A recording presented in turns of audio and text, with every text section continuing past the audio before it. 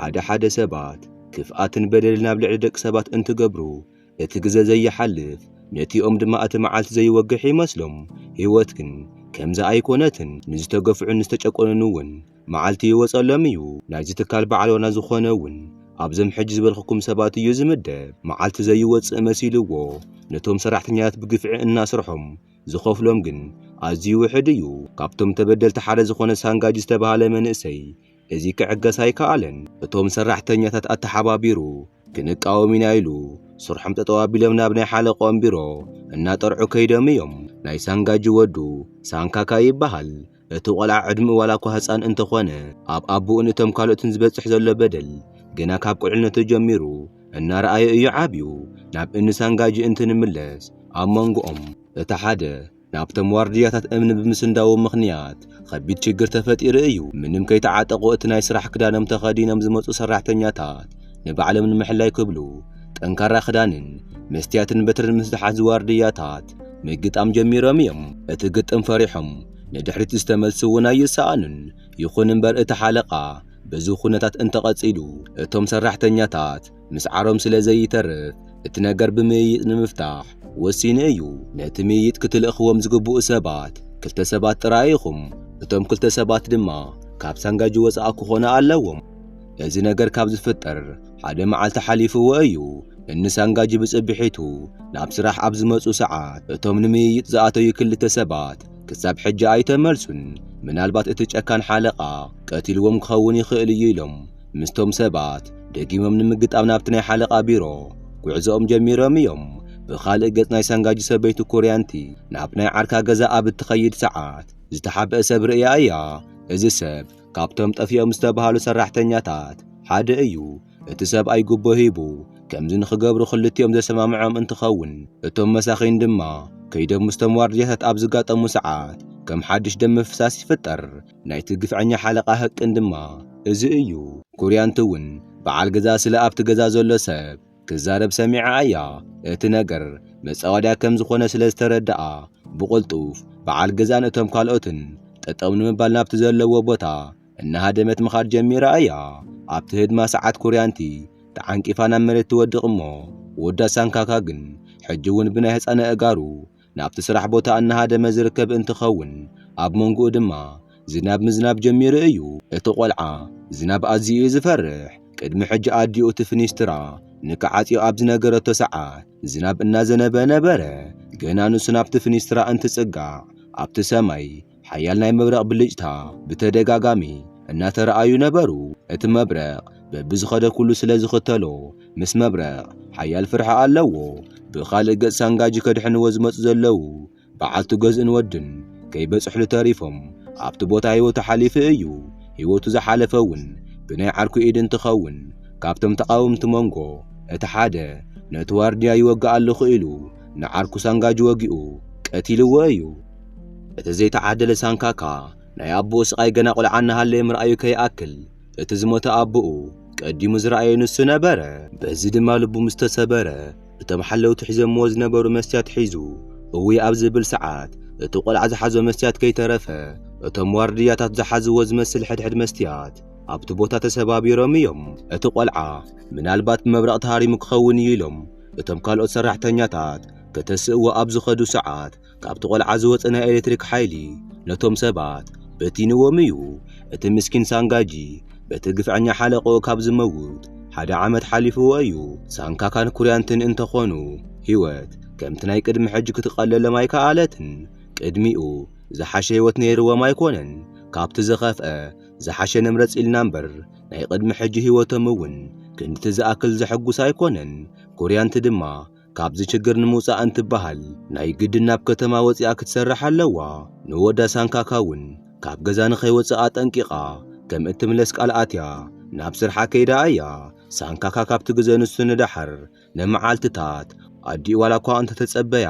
ክትምለስ ግን ኣይከኣለትን ገና ካብ ቁልዕነቱ ናይ ብዙሓት ሰባት ግፍዒ ዝረኣየ ሳንካካ ድማ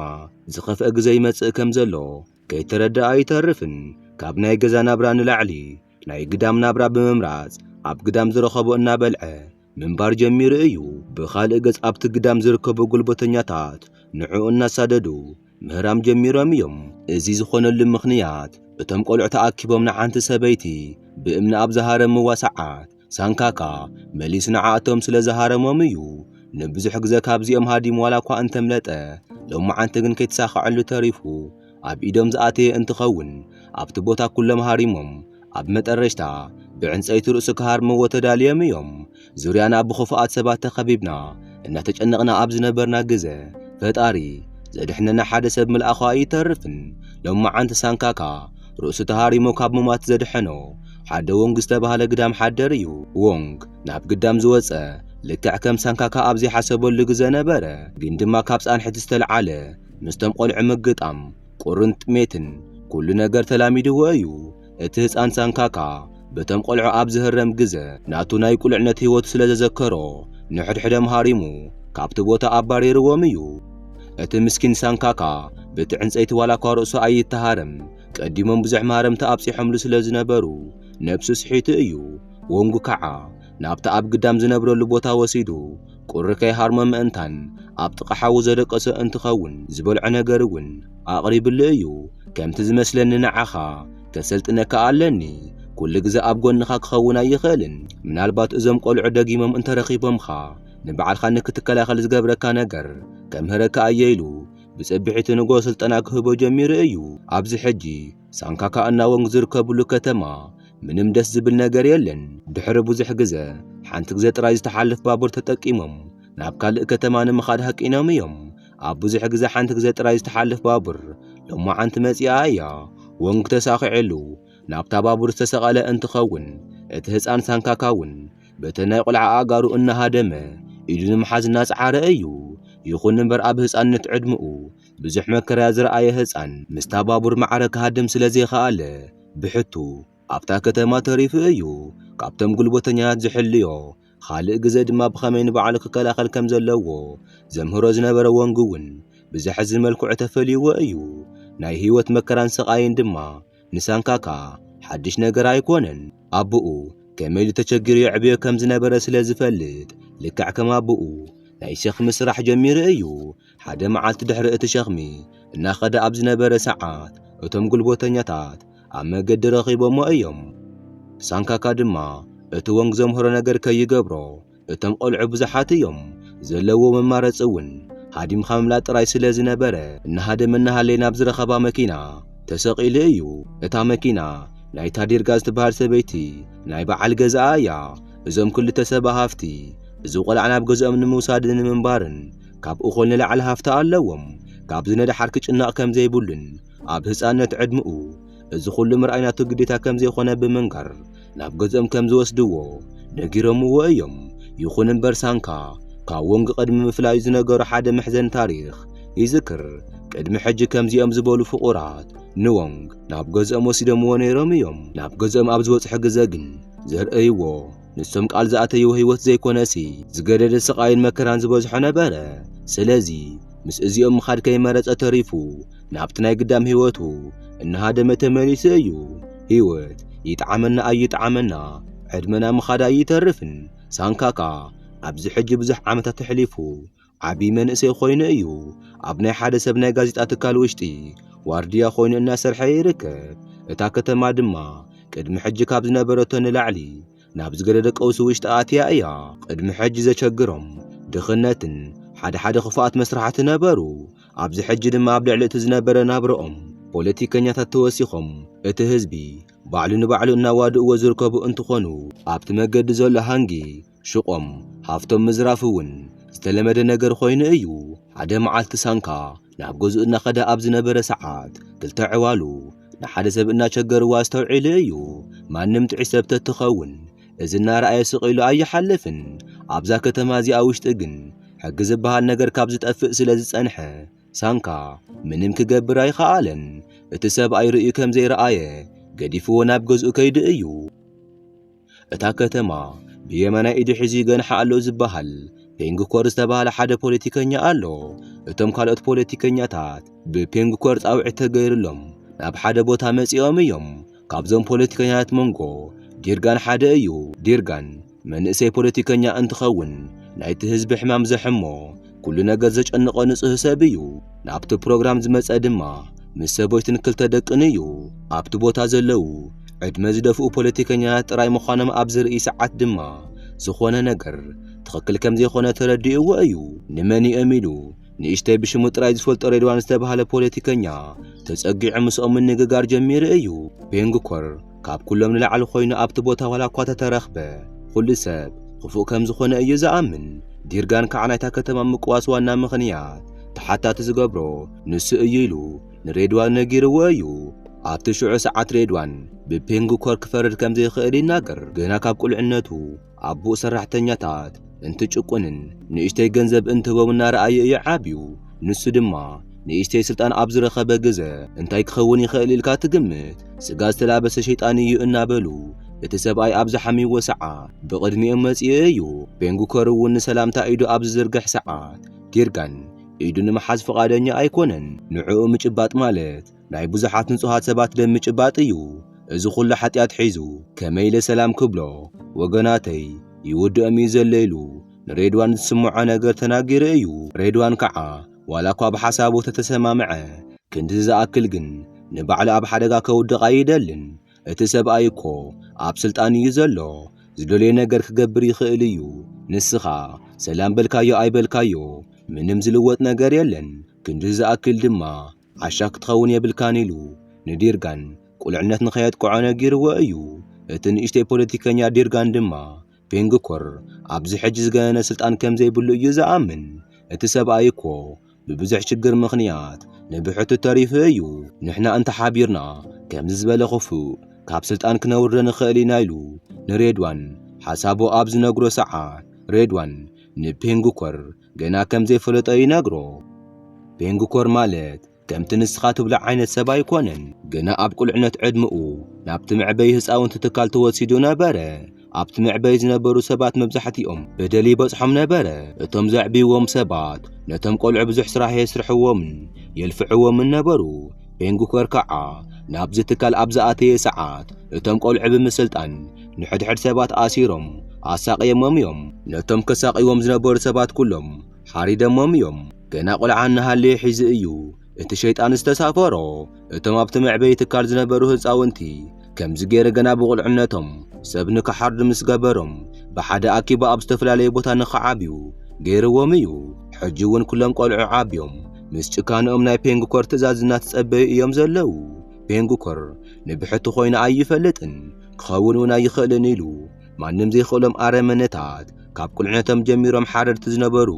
ብዙሓት ሓይሊ ከም ዘለውዎ ነጊርዎ እዩ ዲርጋን እውን እዚ ምስ ሰምዐ ሰበይትን ደቅን ሒዙ ናብ ገዝኡ ኣብ ዝኸይድ ሰዓት ሰውነቱ ዝኾነ ችግር ከም ዘሎ ይነግሮ ብርግጽ ቅድም ክብል ምስ ክፉእ ሰብ ተነኻኺኡ ስለ ዝነበረ ከምዚ ተተሰምዖ ዘሎ እዩ ግን ድማ እዚ ምግባሩ ሰበይትን ደቅን ኣብ ዘለውሉ ብምዃኑ ኣብዚ ሕጂ ንኽጣዓስ ገይርዎ እዩ ከም ገሌሎም ናብ ክፍሎም ምስ በጽሑ ንበዓልቲ ገዝኡ ከም ዝምለስ ነጊርዎ ኣብ ዝወፅእ ሰዓት ሓደ ሰብ ረኺብዎ እዩ እዚ ሰብ ኣብቲ ምዕበይ ህፃውንቲ ትካል ካብ ዝነበሩ ቆልዑ ሓደ እዩ እቲ ቆልዓ ካብ ቁልዕነቱ ጀሚሩ እናተለማመደ ዝነበረ ጥንቆላ ዝመስል ነገር ብምጥቃም ናይ ሰብ ኣእምሮ ክቆፃፀር ይኽእል እዩ ናይቲ ምስኪን ዲርጋን ኣእምሮ ምስ ተቆፃፀሮ ንባዕሉ ካብቲ ህንፃ ንክዘልል ገይርዎ እዩ እዚ ከምዚ ኢሉ እናሃለየ ሳንካ እታ ጎረቤቱ ውላን ዕዋሉ እናሳቐይዋ ከም ዝኾነ ርእዩ እዩ ካብዚ ንላዕሊ ብስቕታ ክሓልፍ ስለ ዘይደለየ ነቶም ካራ ዝሓዙ ዘረፍቲ ተጋጢሙ ካብቲ ቦታ ንክኸዱ ገይርዎም እዩ እቶም ዝተሃረሙ ዘረፍቲ ቁፅሮም ወሲኾም ናብቲ ዝሰርሐሉ ቦታ ብምሸት ከይደምዎ እዮም ኣብቲ ቦታ ቀጥቂጦም ኣብቲ ዝናብ ኣብ ዝገድፍዎ ሰዓት ሓያል መብረቕ ንሳንካ ሃሪምዎ እዩ በቲ መብረቕ ምኽንያት ካብ ጉድኣቱ ኩሉ ዝሓወየ ሳንካ ኣብ ገዝኡ ውሽጢ ይርከብ እታ ጎረቤቱ ውላን እቲ ንእሽተይ ወዲ ኣምፂኣ ንሳ ናብ ስራሕ ክትኸይድ ስለ ዝኾነት ምስኡ ገዲፋቶ እያ ብኻልእ ገጽ ንሬድዋን ምንም ዘይፈልጥዎ ነገር በቲ ናይ ንእሽተይ ፖለቲከኛ ሞት ተሓተቲ ኮይኖም እዮም ባዕሉ ፔንግኮር ነቲ ንእሽተይ ፖለቲከኛ ምስ ቀተሎ እቲ ነገር ናብ ሬድዋን ኣሳቢብዎ እዩ ኮይኑ ግን ክሳብ ሕጂ ዝኾነ ሓበሬታ ስለዝተረኸበሎም ብወረ ጥራይ ንሶም ቀትሎምዎ ዋላ እኳ ተተባሃሉ ክሲ ግን ኣይተኸፈተሎምን እዚ ከምዚ ኢሉ እናሃለየ ሳንካ ኣብቲ ዕዳጋ እናዘሩ ምስቶም ዝዘርፉ ሰባት ምጥቂጣም ጀሚሩ እዩ እዞም ሰባት ማንም ዝኸልክሎም ሰብ ስለ ዘየለ ብልቦም ምልእነት እቲ ነገር ከም ስራሕ እዮም ሒዘምዎ መዓልቲ እናመጹ ናይቶም ነጋዶ ገንዘብና ቁሕን ምዝራፎም ስለ ዘይተርፍ እዛ መዓልቲ ተጸቢዩ ምስኦም ተጋጢሙ እዩ ብኻልእ ገጽ እቲ ኽፋእ ዘይስልቸ ፒንግኮር እውን መርዚ ብፍላይ ንጥንሳት ኣዋልድ ዘጥቅዕ መድሓኒት ኣብ ቱሪዝ ንኽሕወስ ገይሩ እዩ ሕድሕድ ጥንሳት ኣዋልድ እዚ ኣብ ዝበልዓ ሰዓት ብቁልጡፍ እየን ዝምረዛ እቶም ሰባት ድማ እዚ መርዚ ኣብ ዘእትይዎ ሰዓት እቲ ዝነበረ ናይ ቪድዮ ቅዳሕ ኣብ ኢንተርኔት ተለቂቁ ዝበኣሰ እታ ከተማ ናብ ቀውሳ እትይዋ እዩ በብቦትኡ ብዙሓት ጥንሳት ኣዋልድ በዚ መርዚ ተጠቂዐን ምሕማም እናተለመደ መጺኡ እዩ ብኻልእ ገጽ ሳንካ ካልእ መዓልቲ ተጸቢዩ ናብቲ ዕዳጋ ኸይዱ እዩ ኣብቲ ሽዑ ሰዓት ውላንውን ነቶም ነጋዶ ኣተሓቢራ ምስቶም ዘረፍቲ ንምግጣም እናፈተነት ነበረት እቶም ዘረፍቲ ድማ ቅድሚ ሕጂ ኣዝዮም ሃሪሞም ደርብዮሞ ስለ ዝነበሩ ከምዚ ኢሉ ብምሉእ ጥዕና ጠጠው ኢሉ እንትርእይዎ ኩሎም ተገሪሞም እዮም ሳንካ ድማ ኣብቲ ዕዳጋ ዝኾነ ኣቕሓ ክስበር ስለ ዘይደለየ ኮነ ኢሉ ናብቲ ደገ ብምውፃእን እቶም ሰባት ንክኽተልዎ ብምግባር ኣብቲ ደገ ንኹሎም ኣስማቱ ተጠቂሙ ክስዕሮም ክኢሉ እዩ ቀፂሉ ድማ ነቶም ነጋዶ ካብዚ ነዳሓር ብዙሓት ኮይኖም ክመፁ እዮም ዝብል ጭንቂ ንከውግዱ ነጊርዎም እዩ ኣነ ካብቲ ናይ ዋርድያ ስራሕ ኢሎም መዓንቲ ተሪፈ ኣብዚ ክሕልእ እየ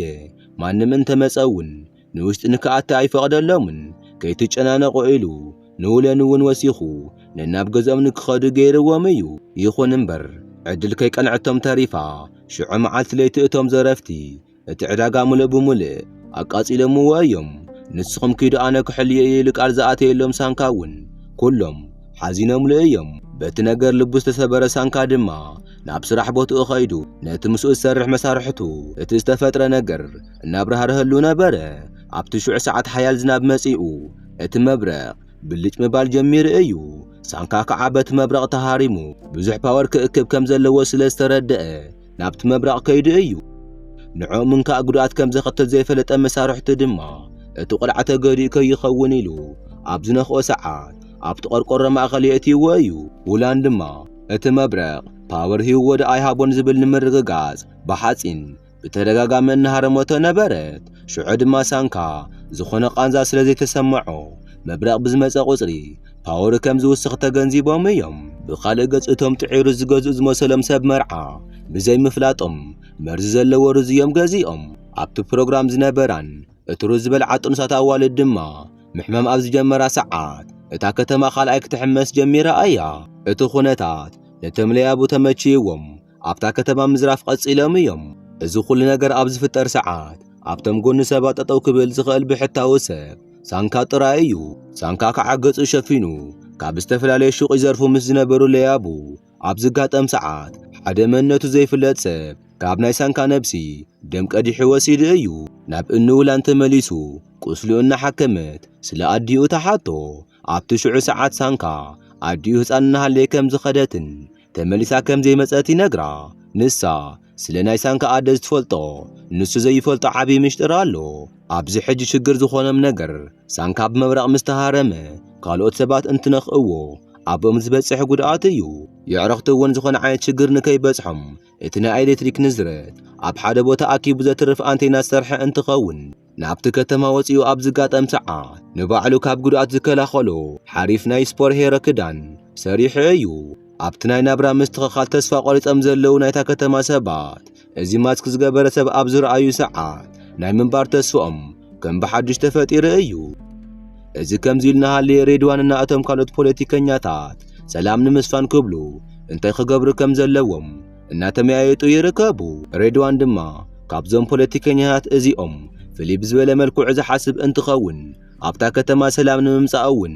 ምስ ሳንካ ንምስራሕ ወሲኑ እዩ ንሳንካ ድማ እቲ መርዚ ኣብ ልዕሊ እተን ኣዋልድ ክኸውን ዝገበሮ ካብቲ መዕበይ ህፃውንቲ ዝወፀ ሓደ ሱሌማን ዝተባሃለ ሰብ ከም ዝኾነ ነጊርዎ እዩ እቶም ሬድዋን ዝለኣኾም ሰባት ሱሌማን ዝሰርሐሉ ቦታ ዝሰርሖ ስራሕ ዝወፀሉ ሰዓት እውን ከይተረፈ ንሳንካ ነጊረምዎ እዮም ሳንካ ከዓ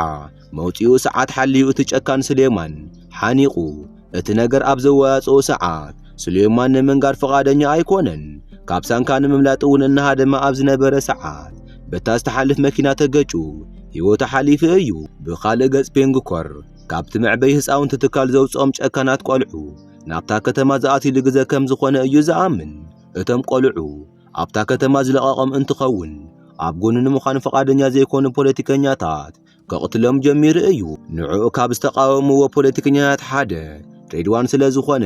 ንዕኡ ንክቐትሉ ሰባት ተላኢኾም እዮም። ይኹን እምበር እቲ ወዲ ናይታ መኪና መስትያት ሰይሩ ንሬድዋን ቅድሚ ምቕታሉ ሳንካ ናብቲ ቦታ ዝበጽሐ እንትኸውን ነቲ ወዲ ጠጠው ከብለ ኽኢሉ እዩ። ብኻልእ ገጽ ናይታ ከተማ ሰባት ድማ ናብቶም እናዘሩ ዝዘርፉ ለያቡ ብሓባር ኮይኖም ናብኦም ዘሚቶም እዮም። እታ መከራ ኣይትስኣን ዝተባህለት ከተማ ዘለዋ ስቓይ ከይኣክል ካልኦት ሕማም ዝኾንዋ ክልተ ሰባት ከላልየኩም ጋዙልና ጋንዲ ይበሃሉ። እቲ መላጥ ጋዙል ዝበሃል እንትኸውን ንጋንዲ ኣብ ትሕቲኡ እናሰርሐ ይርከብ። እዚኦም ኣናእሽቲ ለያቡ ዘይኮኑስ ሙሉእ ኣገዛዛእ ክግልብጡ ዝደልዩ እዮም። ብኻልእ ገጽ ናይታ ከተማ ሰባት ጉድኣትን ዝበጽሐን ጥኑሳት መድሓኒት ንክስራሕ ሰላማዊ ሰልፊ ወፂኦም እዮም። እቶም ናይ ፓርላማ ሰባት ነዚ ዘኸሽፍ መድሓኒት የድሊ እዩ ኢሎም ብቕልጡፍ መድሓኒት ንክወሃቦም ኣብ ቅድሚ መንግስቲ ሓቲቶም እዮም።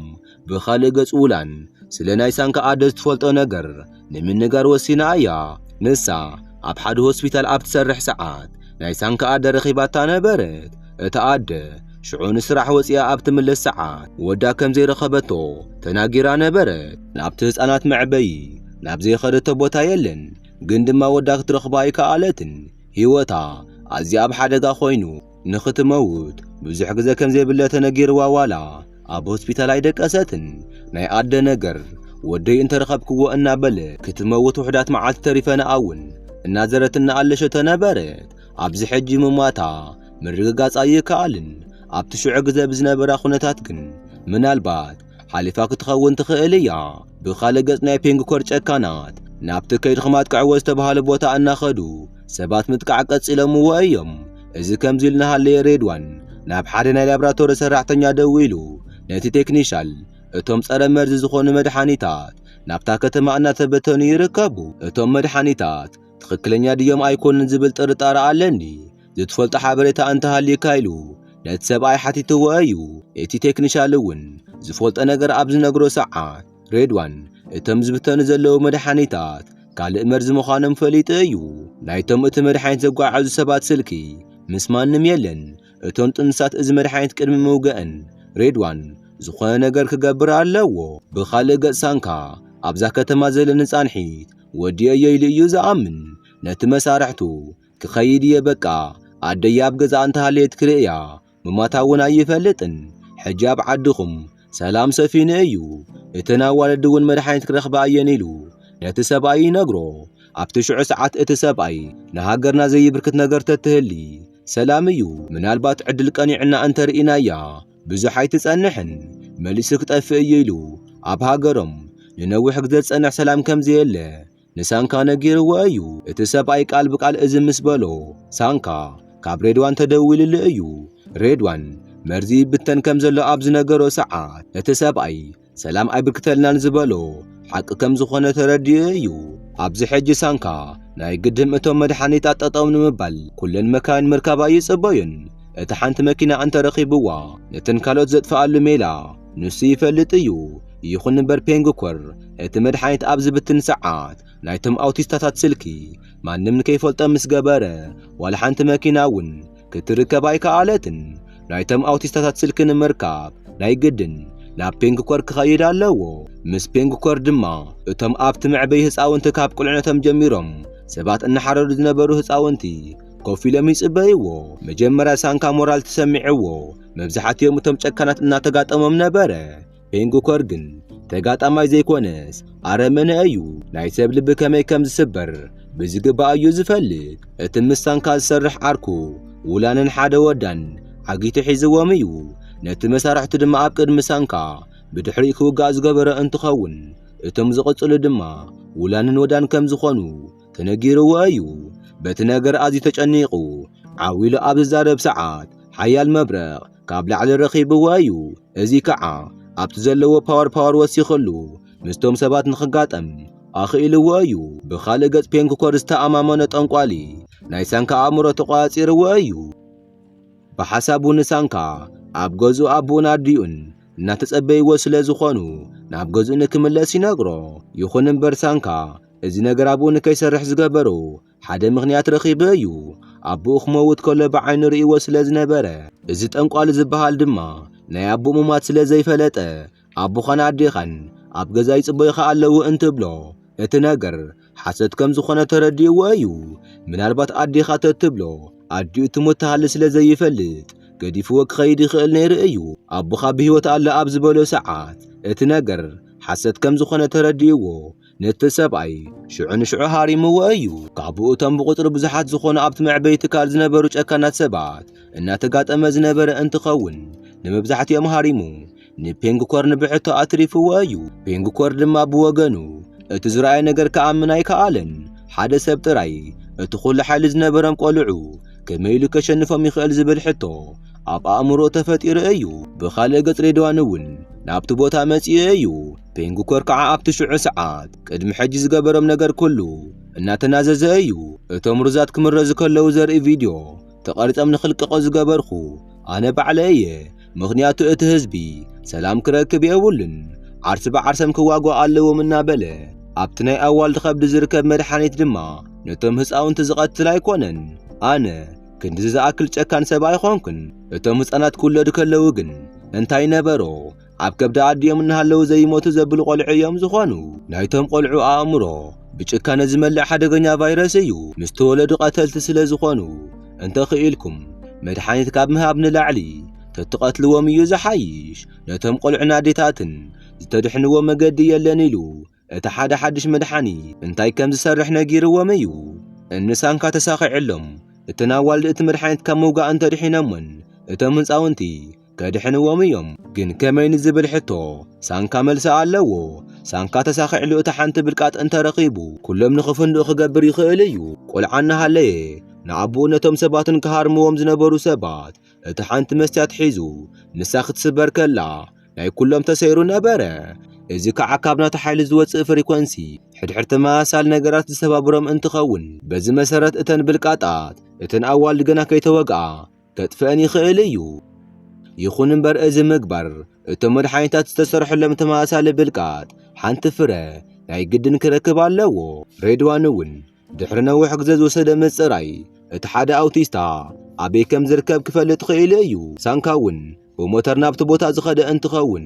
እቲ ኣውቲስታ ሽጉጥ ክትኩሰሎ ኣብ ዝነበረ ሰዓት ብሓንቲ ፍሪድ ዝተባህለት ጓል ምኽንያት እታ መኪና ክትግልበጥ ክኢላ እያ እዚ ከምዚ ኢልና ሃለየ ጋዙልና ጋንዲ ካብ ዝውግእ ነፃ እዮም ንሶም ናይ ባዕሎም ዕላማ ኣለዎም ናብ ሓደ መቃብር ቦታ ኮይዶም ኣብቲ መንደቕ ዝተቐበረ ሬሳ ንምውፃእ እቲ መንደቕ እናፍረስዎ ይርከቡ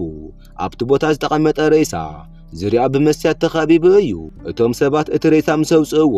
ቅድሚ ሕጂ ብሰባቶም ምኽንያት ካብ ሳንካ ዝወሰድዎ ደም ናብቲ ሬሳ ገይረምዎ እዮም እዚ ከዓ ንዓመታት ተቐቢሩ ዝነበረ ሓደ ጅግና ሰብ ብህይወት ንኽምለስ ገይርዎ እዩ እቲ ሰብ ዊላዎክ ይበሃል ጋዝል እውን እቲ ሰብኣይ ድሕሪ ነዊሕ ግዜ ብህይወት ስለ ዝተመልሰ ተንበርኪኹ ናብዛ ምድሪ እንኳ ኣብ ሰላም መጻእኻ ኢሉ ኣቀባብላ ገይሩሉ እዩ እዚ ከምዚ ኢልና ሃለየ ሳንካ እታ መኪና ምስ ተገልበጠት እቲ ዝደልየ ብልቃጥ ወሲዱ እዩ ከምቲ ዝሓሰቦ እታ ብልቃጥ ሒዙ ልክዕ ከምቲ ናይ ቁልዕነቱ